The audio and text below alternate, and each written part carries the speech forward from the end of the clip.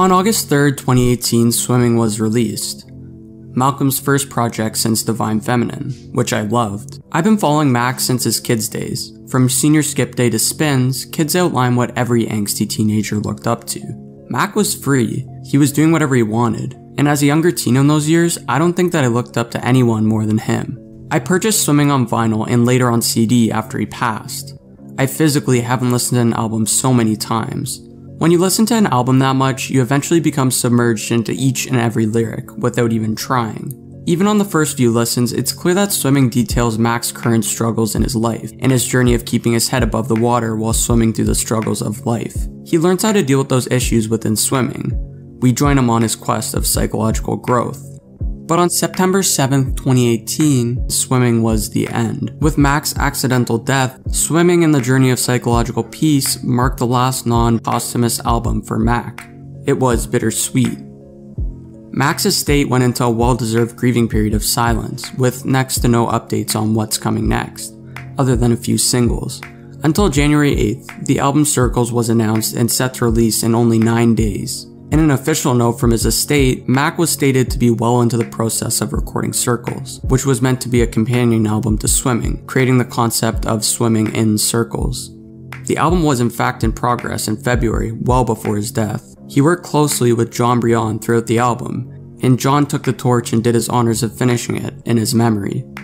Brion has created a great footprint within the music and film industry, producing many film scores like Eternal Sunshine of the Spotless Mind, which was actually mentioned in Mac's 2011 song, Of the Soul.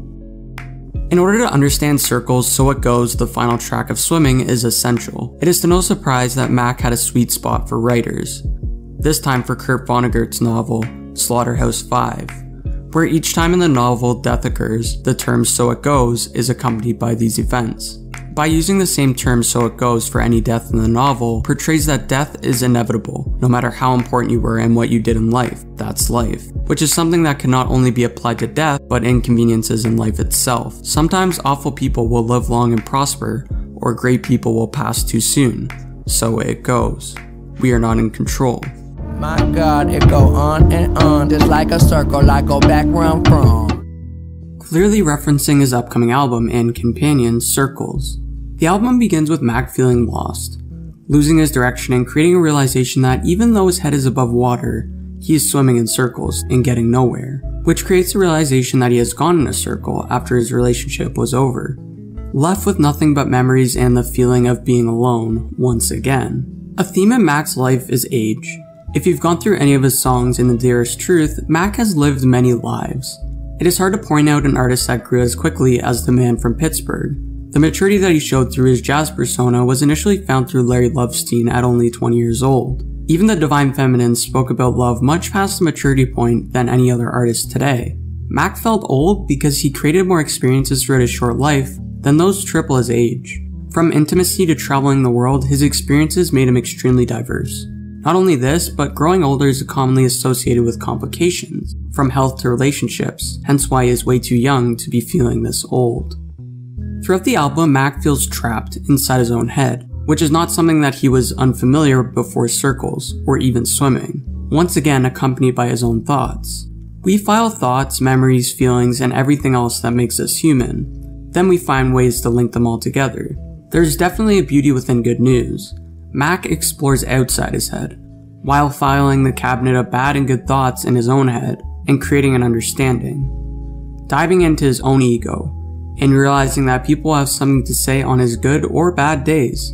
By categorizing both his negative and positive thoughts in his cluttered head, Mac creates a track showing that he should be focusing on the good thoughts. Now finally, Mac can see, but he is too far, way too far. Where he was once drowning, he is now swimming, but he still needs guidance. Guidance to reach the outlook of what he dreams of, while he is as low as the basement.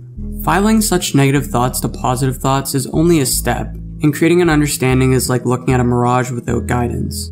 Deciphering what a dream is and what is real is next to impossible when trapped inside your own head, as he seeks for external guidance through love.